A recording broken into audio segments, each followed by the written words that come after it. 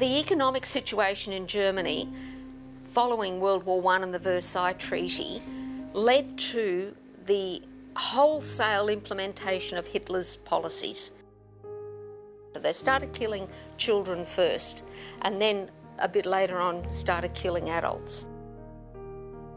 It's not surprising that the nurses in the Nazi era got caught up in all this.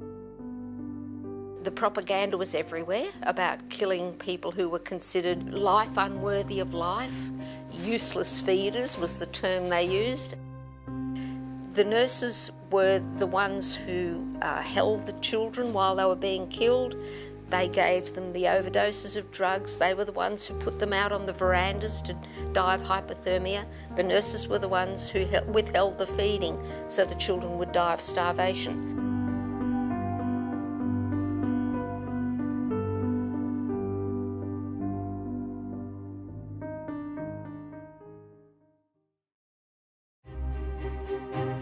After World War I ended in 1918, Germany went through severe economic hardships, and the nation saw the rise of different political factions and ideals.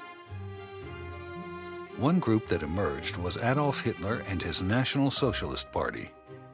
Of course, there was rampant inflation, there was great poverty and social disadvantage because of the reparations which had to be paid back after the Treaty of Versailles. Money was devalued, and they saw a strong leader that was restoring order.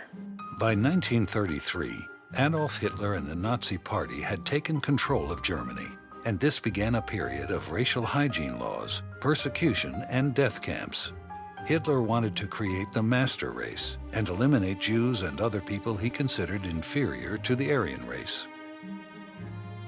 Innocent children and concentration camp prisoners suffered through horrific medical experiments.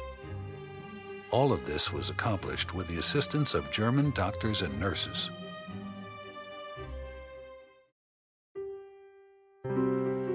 The basis for Hitler's plan of racial hygiene was a concept called eugenics, which is the pseudoscience of developing a superior race. Before Hitler came to power, across the world, the whole theory of eugenics was something that many nations had embraced.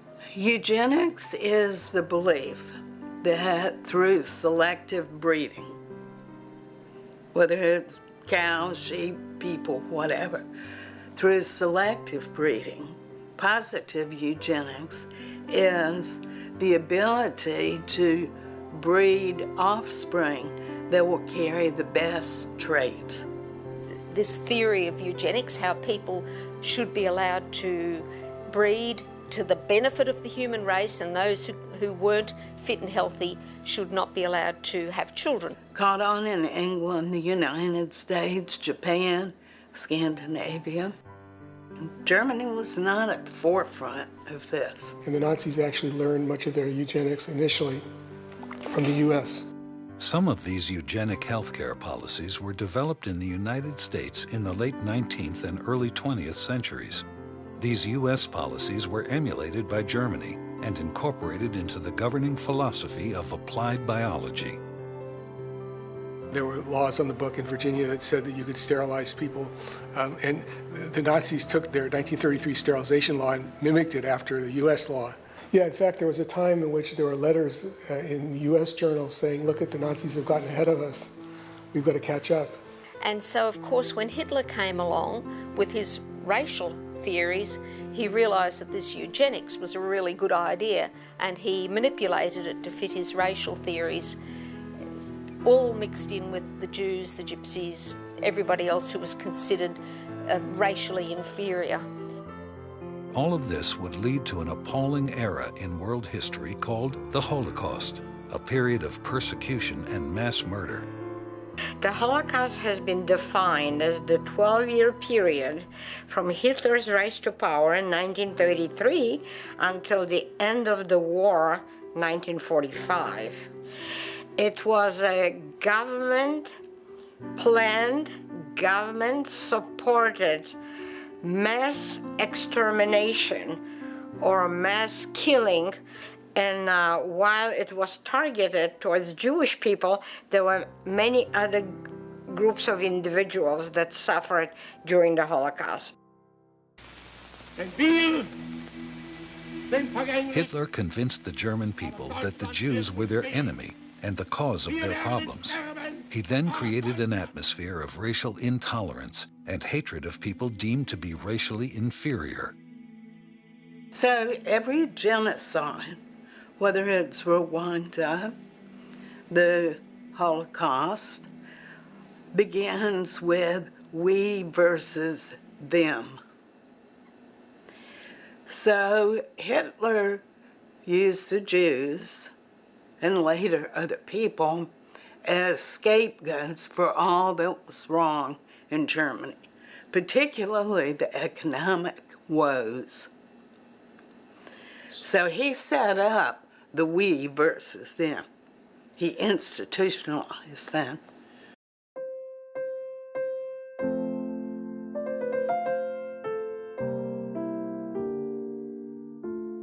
In 1933, the Nazi government passed the Nuremberg Laws for the protection of hereditary health. This legalized involuntary sterilization. So Hitler found a perfect meshing of his Nazi ideology with the eugenic Nazi medicine or racial hygiene movement. Germany's sterilization laws led to the involuntary sterilization by doctors of about 400,000 Germans. Nazi doctors sterilized citizens against their will, euthanized 200,000 disabled German children and adults, and created the gas chambers and crematoria that were used for the mass murder of 6 million Jews, Poles, and Gypsies. Without the full support of physicians, scientists, and nurses, the Holocaust, as it unfolded, could never have happened. In the U.S., there were laws that could require that people be sterilized against their will. Sterilization laws were widespread in the U.S., most notably in Indiana and North Carolina. But other states, including California and Virginia, allowed sterilization even into the 1970s. In fact, in the early 20th century, the U.S. led the world in compulsory sterilizations. A very famous law was passed in Virginia that said it was okay to sterilize the retarded.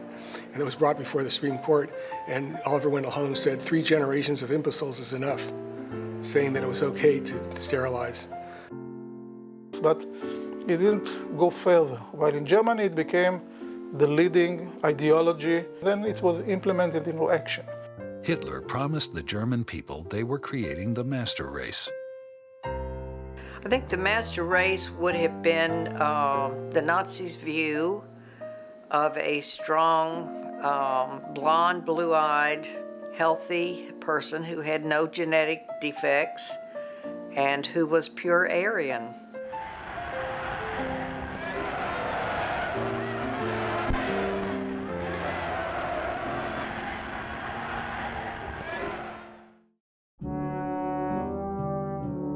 In the 1920s and 30s, Germany's medical community was considered the best in the world. You weren't a real doctor in the U.S. unless you went to Germany to study, and then you came back and said, you know, I studied in Germany. I think with that came some arrogance and some feeling that we are so superior to everybody else.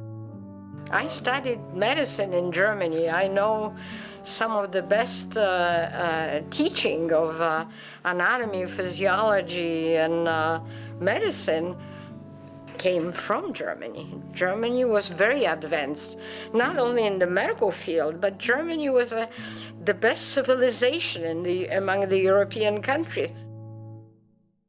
It was the height of technology, the height of science. How was it possible that these people became murderers?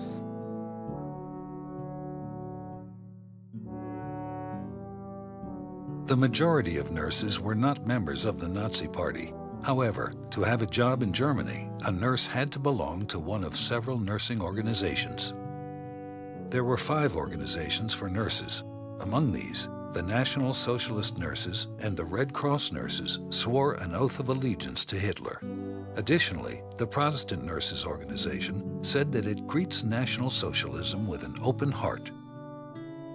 Surprisingly, more physicians, percentage-wise, joined the Nazi Party than the population in general. And I think physicians were very taken with the fact that we can use our science to improve the human race.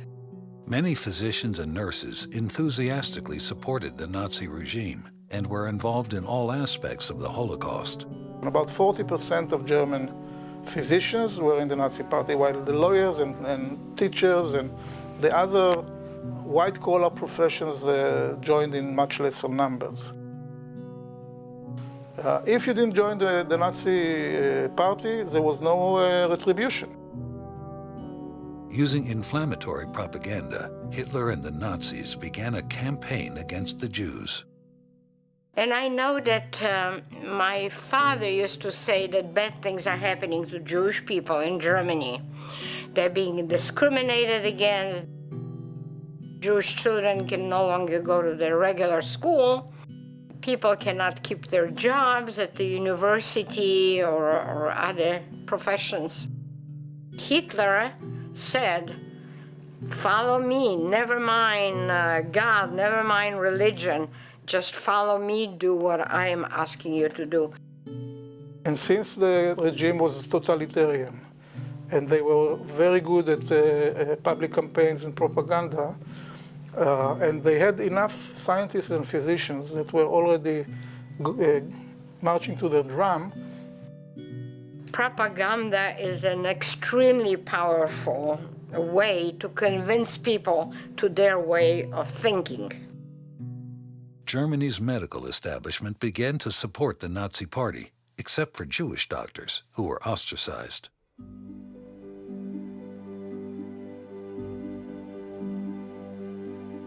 The official journal of the German Medical Association started to have a swastika on their journal, and they got rid of all the Jewish physicians, authors, people in office of all the different associations and societies very quickly.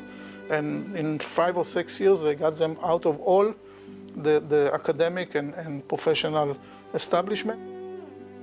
After years of strong Nazi propaganda, Germany's doctors and nurses began to accept the belief that racial hygiene would be good for the nation. Social Darwinism said we need to eliminate these inferior people that were handicapped, that were maybe mentally disturbed.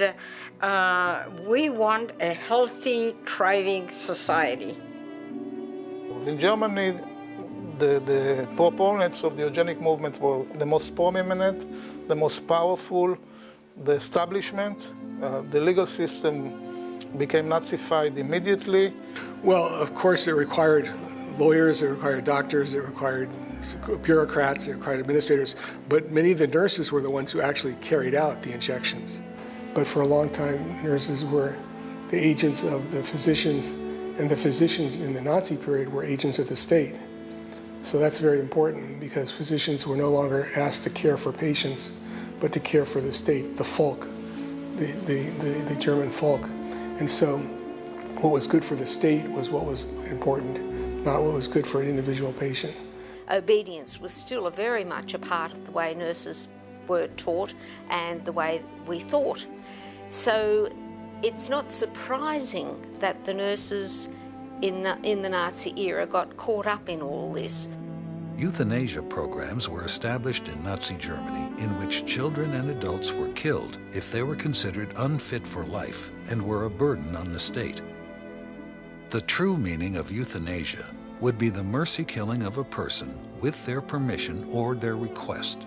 However, this was not the case in Nazi Germany. These killings were without consent. They were murders.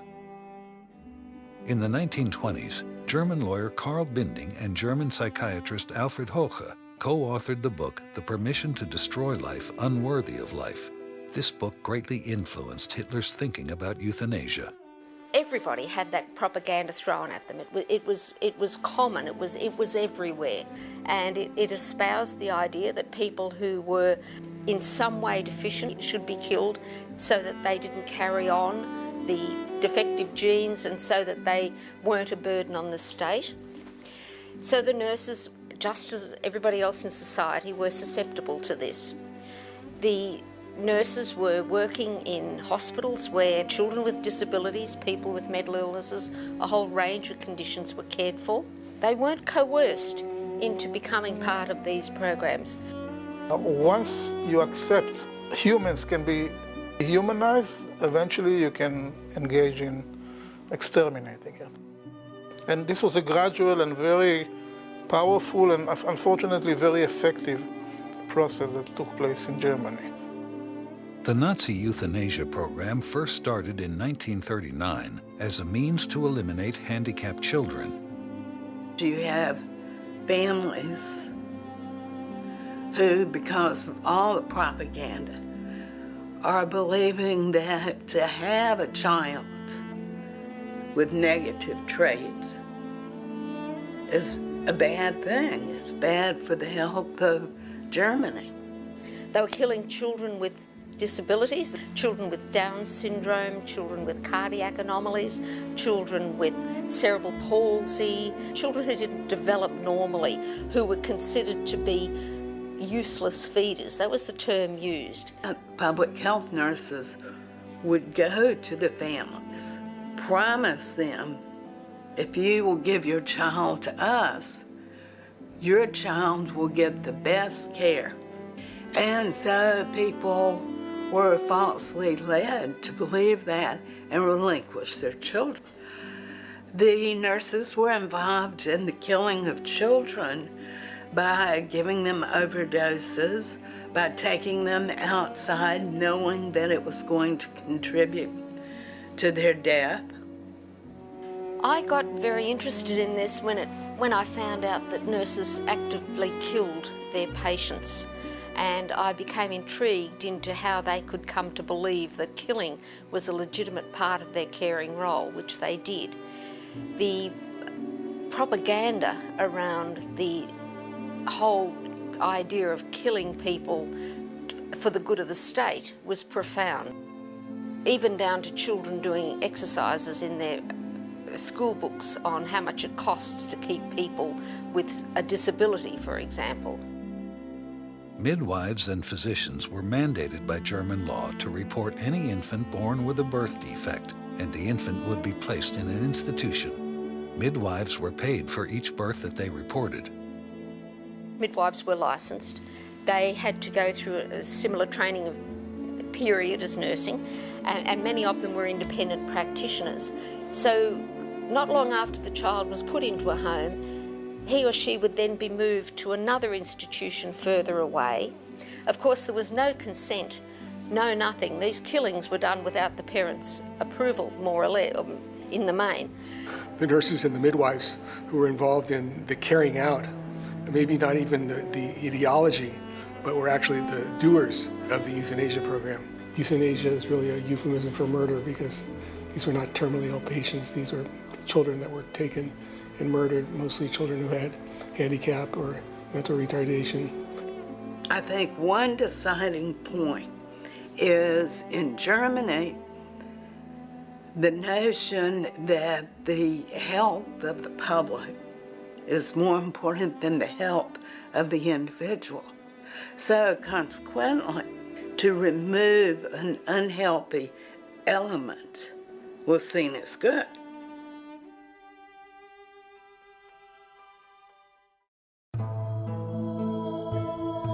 In September 1939, a decision was made to develop an adult euthanasia program for patients in psychiatric facilities.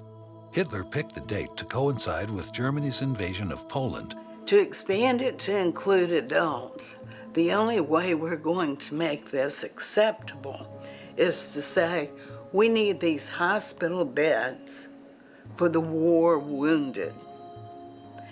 Why should the state pay to keep totally disabled people alive when our young guys are sent to the front, need to come back home and have care? The name of this killing organization was T4. Eventually, 6 killing centers were established. Medical staffs were ordered to fill out questionnaires to evaluate whether their patients should live or die. Patients were placed in gas chambers that looked like showers. Then lethal carbon monoxide was pumped into the chambers, killing the patients. You have to justify and rationalize what you're doing because you're doing it. But they actually believed it. And they actually believed that what they were doing was saving the folk from its contamination, from the infection, that there was a disease. And the disease was the handicapped and the infirmed, and that they needed to be cured through killing, healing through killing. They were told they were being transferred.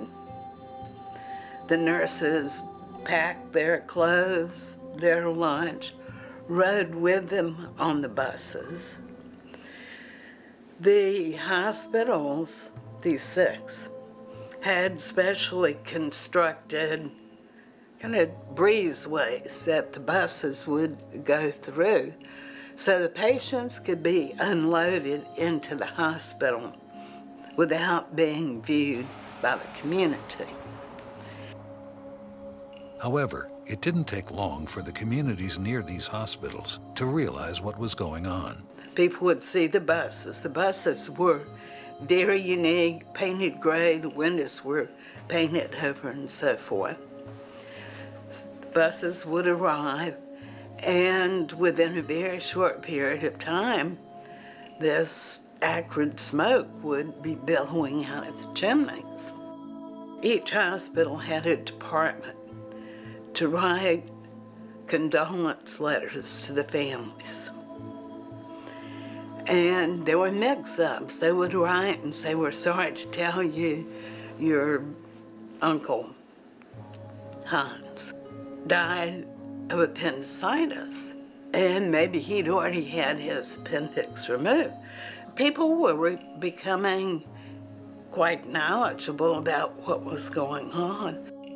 Even children would taunt other children, saying they're going to put you on the gray bus.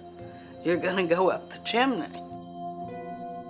As knowledge of the gassing of patients became widespread, the decision was made to end the T4 euthanasia program in August 1941. This, however, did not end the killing of patients.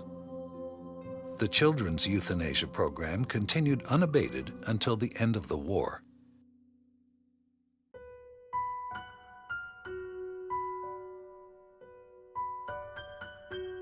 After the end of the T4 program, physicians were granted permission to provide a merciful death to any person they deemed to be suffering. These killings, which took place at many hospitals throughout the Third Reich, were known as wild euthanasia or decentralized euthanasia, and were carried out on an individual basis rather than by gassing. Patients, usually selected by physicians but killed by nurses, were administered overdoses of sedatives. More people died in wild euthanasia than in T4. Why did the nurses follow orders to kill? We do know that the doctors were the ones who signed the certificates that said whether the child was to live or die. It was the nurses who carried out the killings. The doctors didn't necessarily carry out the killings themselves. They may have dictated who was to die, but it was the nurses who carried out the killings. There are episodes where the nurses decided themselves to take things into their own hands and kill the patients because they knew they were going to die anyway, so he was suffering, so I'll do it now. He's going to die anyway, so I might as well do it quicker. There's the most mesmerizing quote from one of the nurses who talks about how lovingly we held them in our arms while we got them to drink this medication. We didn't want them to suffer more than necessary while they were killing them. More than 70 years later, the question of how Germany's nurses became involved in these killings still intrigues historians. Well, it is, of course, a multifaceted phenomenon, I think, what happened there. but it is a very good example of you start one thing and then it leads to something a little worse and a little worse. So at first, if they were asked to hold a patient while somebody else did something, an injection or whatever, they could do that, and they could say to themselves, I'm not the one taking any action here. And then from there, it's a shorter step to, well, you give the injection. For some nurses, I can see that they could easily fall into the trap of thinking that this was the right thing to do. To me, though, the whole issue is interesting because there's a line that, as a nurse, that you cross. And I think also in that era, nurses were very subservient and very obedient, and whatever the doctor said they should do, they felt they had to obey and do that, or fear the consequences.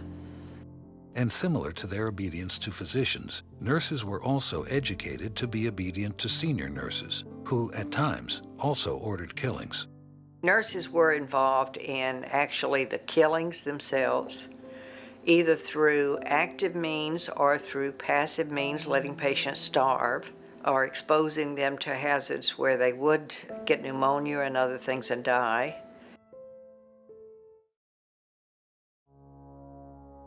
In 1939, World War II began when the Germans attacked and invaded neighboring Poland. Our building was actually also hit. Polish survivor Anna Steinberger recalls the bombing. And I could see the flames on the roof of the building. I asked my mom, what is going on? Do I go to school? And she says, no school today. Just go hide in the cellar. Polish Jews were rounded up into ghettos and later moved to other institutions for medical experiments. A decision was made by the Nazis in January of 1942 at the Wannsee Conference to go further with the final solution and move the Jews into death camps. So there were 4 camps that were specifically created as death camps. Belzec, Kelmo, Treblinka, and Sobibor. There were 2 additional concentration camps that developed a killing portion. That would be Majdanek and Auschwitz. Some skilled workers were kept alive to work in the camps. And the infrastructure and the know-how and the personnel of the 64 centers was actually transferred to Belzec, Sobibor, and Treblinka, and they have built the first gas chambers. And then some of the same doctors and nurses who were involved in the euthanasia program took the gas chambers down and reassembled them in Poland at the concentration camps, where doctors selected at the ramps and were involved in supervising the gassings and killings. So physicians were involved in all aspects.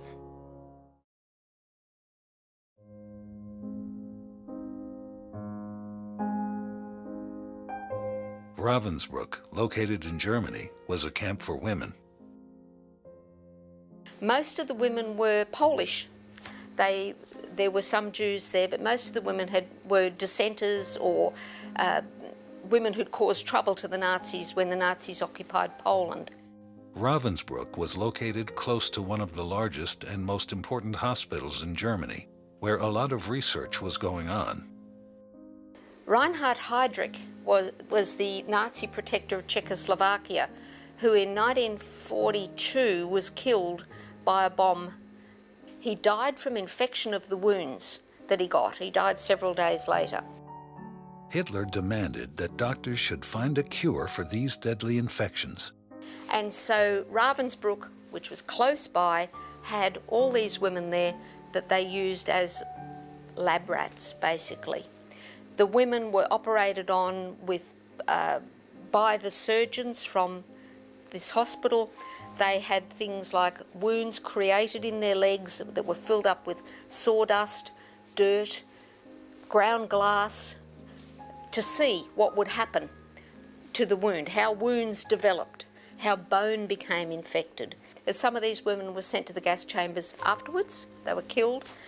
Some of the women died, of course, from the experiments, and some of the women survived to give testimony in the trials. But nurses were definitely involved in those experiments. Many German physicians and nurses participated in medical experiments related to racial hygiene in the concentration camps and hospitals. One of the worst was Dr. Joseph Mengele, a member of the SS. Then the cattle car doors opened and we stepped down onto a little strip of land called the selection platform.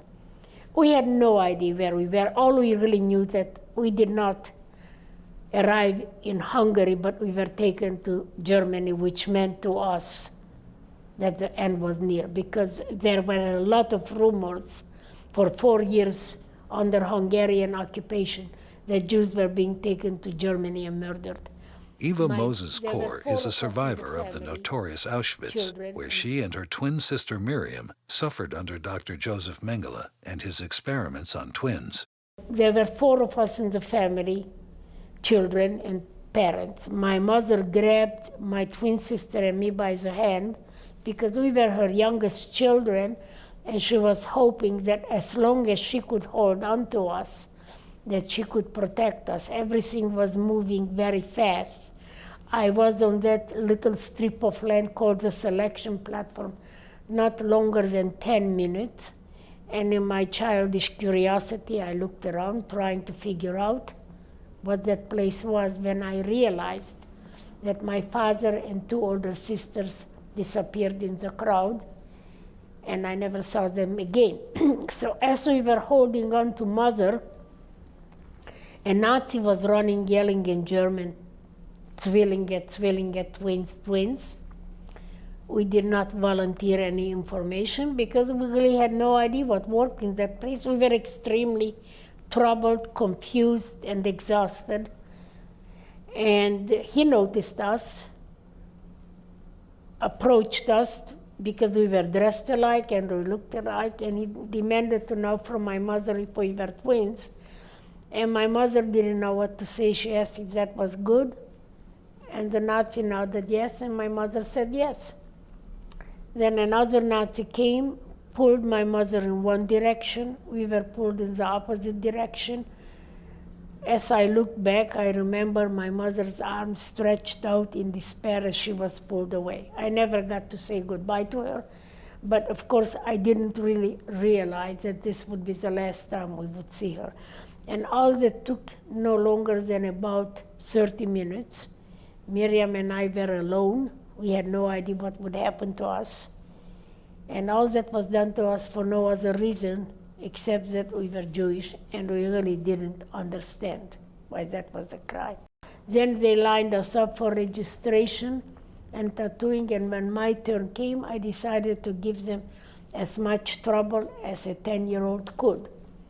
4 people, 2 women prisoners and 2 Nazis restrained me. They pinned me on a bench while they heated a gadget that it looked like a writing pen with a needle at the end. And then when the needle got really hot, they dipped it into ink and they burned into my left arm the capital letter A-7063. The twins were housed in barracks according to age and sex. We became part of a group of little girls, all twins. In our transport, there were 13 sets of little girls, age 2 to age 16. That is the way they housed us in our barrack, according to age and sex. After roll call, we would go back to the barrack for Dr. Mengele's daily inspection.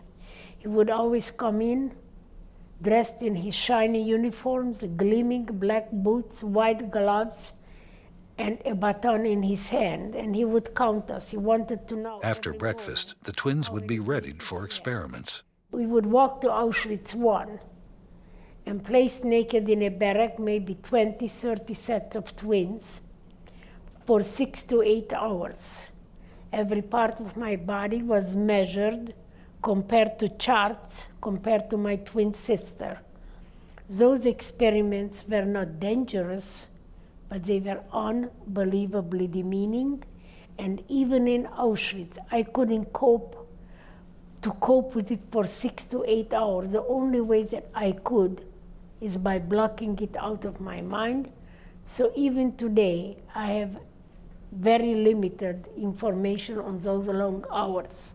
3 days a week, the children would be taken to a blood lab. There, they would tie both of my arms to restrict the blood flow, take a lot of blood from my left arm. At the same time, they would give me a minimum of 5 injections into my right arm. The content of those injections, we didn't know then, nor do I know today. To the best of my knowledge, they were germs, diseases, and drugs, because the German pharmaceutical company was very heavily involved in the experiments in Auschwitz. After one of those injections, I became very ill with a very high fever, a fact I desperately tried to hide. The rumor in the camp was that anyone taken to the hospital never came back, so I did not want to be taken to the hospital. My fever was high, both of my legs and arms were swollen and very, very painful, and I had huge red patches throughout my body, the size of a small apple or an egg. According to the Auschwitz Museum, at least 1,500 sets of twins were used by Mengele in his experiments. Less than 200 survived. Some died as a result of the conditions in the camp, but the majority died as a result of the experiments. Oh no, they were truly monsters. The stuff that happened was horrendous. There's no ethical justification for most of what they did under the name of medical science. It was done totally without informed consent. The people used as lab rats had no choice. They were often killed immediately afterwards. They had the most horrendous things done to them. In the sterilization experiments performed at Auschwitz, it was often the nurses who would select and prepare the patients for the experiments. Then they assisted whatever the physician needed the nurse assistant to do, and kept it secret from the patients as to what was going to happen, giving false reassurance that everything is going to be all right, we're taking good care of you. At Dachau, a variety of unethical medical experiments were made using the prisoners as guinea pigs.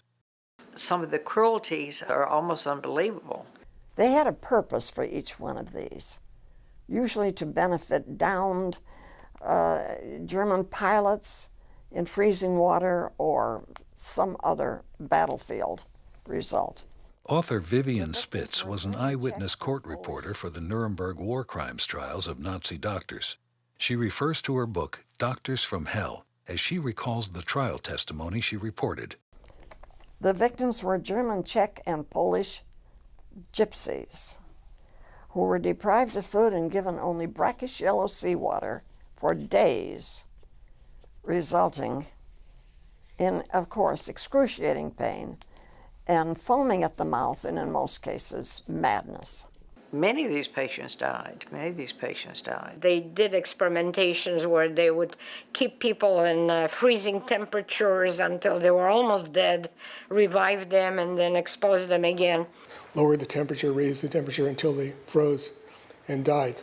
And then they took them directly to the autopsy table in what they called terminal experiments. And so they did low pressure studies where they took concentration camp prisoners and put them into specially designed rooms where they sucked out the oxygen, let in the oxygen until their lungs exploded and they died in terminal experiments. There were studies of bone and muscle and infectious diseases. They were trying out new antibiotics. So they took concentration camp prisoners and cut open and filleted and infected their legs and wounds to create simulated wounds. We know that the sterilization program, the mercy killing program, and the unlawful, atrocious human experimentation program were masterminded, planned, suggested, implemented by physicians. Dr. Joseph Mengele was able to escape from Germany after the war and avoided apprehension by authorities. Joseph Mengele was the worst that we never got. Mengele's family was very wealthy manufacturers in Bavaria, and they managed to hide him until they could get him out of Germany. Dr. Mengele lived in South America until 1979, when he reportedly drowned while swimming at a resort in Brazil. Finally, in May 1945, the war in Europe ended when the Germans surrendered to the Allies and the guns were silent. After the war, the Allies conducted the famous Nuremberg trials, and the world became aware of the atrocities of the Nazi doctors and nurses. We don't know the figures of the nurses who were involved because they were the workforce in these hospitals. Although nurses were not named as defendants in the medical trials at Nuremberg, the results of some of their actions during the war were brought to light. For example, the horrific experiments done on young Polish women at Ravensbrück and the killing of the disabled persons in the so-called euthanasia programs were made public. Nurses, however, were not exonerated for their crimes. Many stood trial later on, and several were hanged for their actions, including 2 male nurses from the Hadamar euthanasia site. Numerous subsequent trials of nurses resulted in prison sentences. At other trials, nurses were acquitted despite admitting their guilt. There was a trial for the nurses, and I think there were 14 in all, and none of them were convicted. The first trial of the first nurse and the first physician was in 1946, and it was the nurse and physician at Maserat's. And interestingly, both of them received the death sentence and were hanged. The nurses who were tried in 1965, there were 15 nurses from Maserat's to be tried. One killed herself the night before the trial, so 14 nurses were tried. And the reasons they gave were, I thought I was relieving people from their suffering. These people had no life at all. I needed to keep my job. I think probably loss of memory and other things that had changed during that time. The nurses were not held accountable. And they used the defense, too, that I was only following orders. Just following orders was not going to be an acceptable defense to murder, to genocide.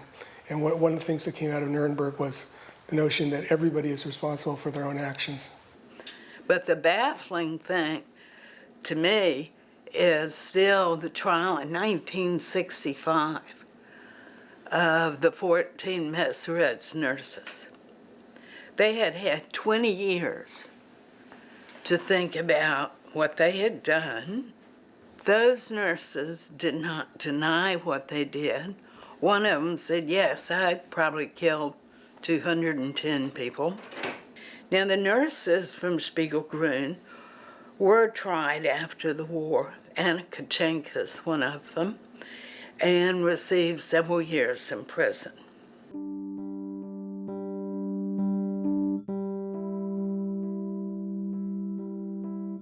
Not all of the nurses under the Third Reich were compliant with the Nazi ideology. One Austrian SS nurse, Maria Stromberger, showed great compassion toward prisoners at Auschwitz. She had heard some of the things that were going on at Auschwitz and just could not believe it, because she said, we're a good and moral people. We wouldn't do this. So she went and said, transfer me to Auschwitz. I want to work there. So her goal was to work caring for the inmates. Eventually, she gained their trust and would smuggle out letters, documents, photographs. She smuggled in ammunition. She saved the lives of many of them. Perhaps the most famous of the trials held at Nuremberg before an international military tribunal was the so-called medical case, or the doctor's trial. Karl Brandt, who was the chief physician of Hitler, said, I did what needed to be done. This was good what we did. We made German people healthier. So people were convinced that they are doing something positive in all these atrocities. 23 physicians and scientists were tried for crimes against humanity. Crimes against humanity was a new concept, which was whether it be wartime, not wartime, there were certain things beyond the pale and we were going to hold people accountable. So genocide was a classic example of a crime against humanity. And so the doctors went on trial. Today, many of these killing centers are memorials open to the public. But in spite of the bucolic setting, they were centers of inhumane experiments, mass murder, and extermination. Many of these institutions remain working psychiatric hospitals even today. It looked like a college campus. It was beautiful. I've been to prisons, death camps in both Germany and Austria. It's not quite the same because the place is more or less clean and, of course, empty. And so you have to stand there and be there to kind of think, how would it have been when it was so crowded and it was so dirty and they didn't have water to drink. One of the patients I'm familiar with drank water from the floor and died from an infection. And it's just hard to be in those places and realize the conditions that were there.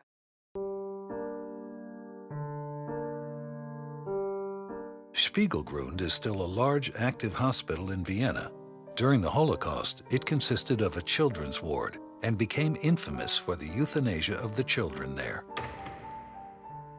The brains of many of these children were saved for years in the basement of Spiegelgrund. I think it is good that they're open to the public because you can read about it and you can see pictures, but until you are actually there and standing there, you don't get the emotions and the feeling that you would otherwise. All right, looks like he might have a rhythm back on the monitor. It's sinus, but it's slow. Although current healthcare in the U.S. is regarded as among the best in the world, there are elements that should cause us to reflect upon the similarities to German medicine in the 1930s. So it's important that for us, both as nurses who are looking at history and nurses working today, that we know about this history. Because unless we know, we can't stop it happening again, and it will happen again. Today, nurses are involved in the legal euthanasia of patients in Belgium, Holland, and Switzerland. Nurses are also involved in executions in the countries where the death penalty is legal. My take on it is that the nurses working in those areas should know the history so that they themselves can determine whether it's relevant to what they're doing and ask themselves the question, is this an ethical area in which I want to work? We physicians, nurses, have a power that, if we are not careful, can be abused. Thank you. So by learning about how this power was abused in the worst way, we hope that you will inoculate yourself and be conscious and aware and reflective.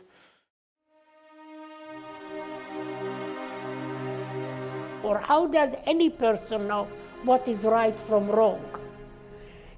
And I think that I have to have a conscience and a moral compass.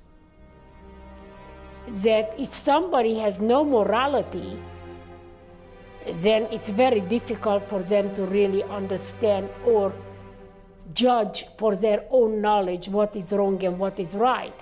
But if it hurts another human being,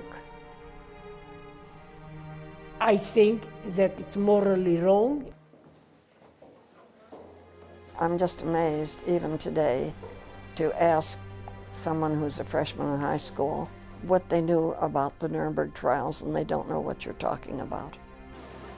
Many young people today are not aware of the Holocaust and its place in history. They know that it was something happened, what they think is a long time ago, and it's over and it's never going to happen again, so why should we keep bringing it up? Those who cannot remember the past are condemned to repeat it. And that is exactly what is happening. I think it's important for all healthcare professionals to study what we've done in the past and to learn how those particular doctors and nurses and dentists and other health professionals got involved in the acts that they got involved in, because we're dealing with the same issues today and we always need to be alert. Let's hold CPR for a second. Regulatory procedures in the nursing profession today are more stringent than in the 1920s and 30s. There is an American Nurses Association. They have a code of ethics for nursing that guides the ethical conduct of nursing, but there is no regulatory backup for that code. It is simply a guidance.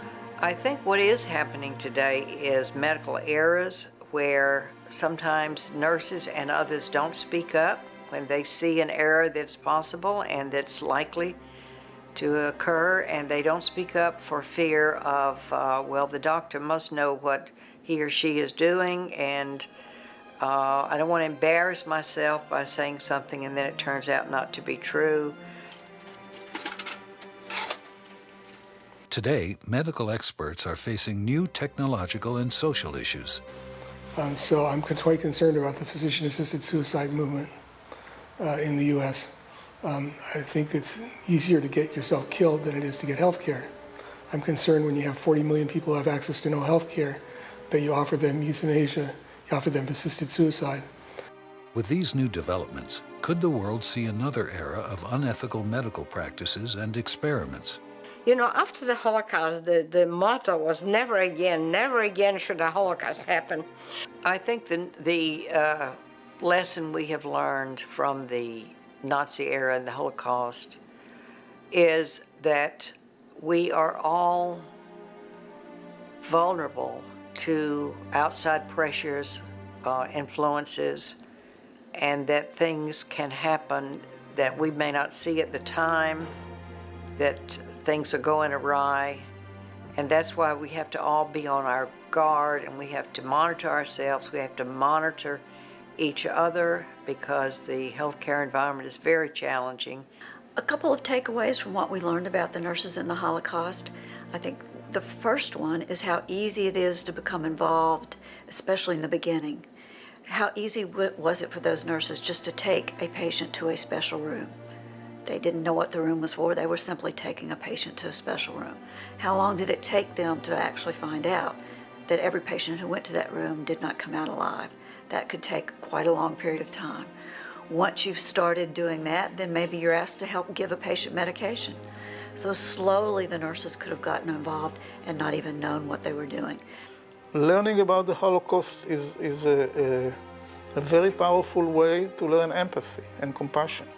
Only by educating people that we must learn to live in peace and harmony with each other, regardless of color of the skin or background or economic situation and so on.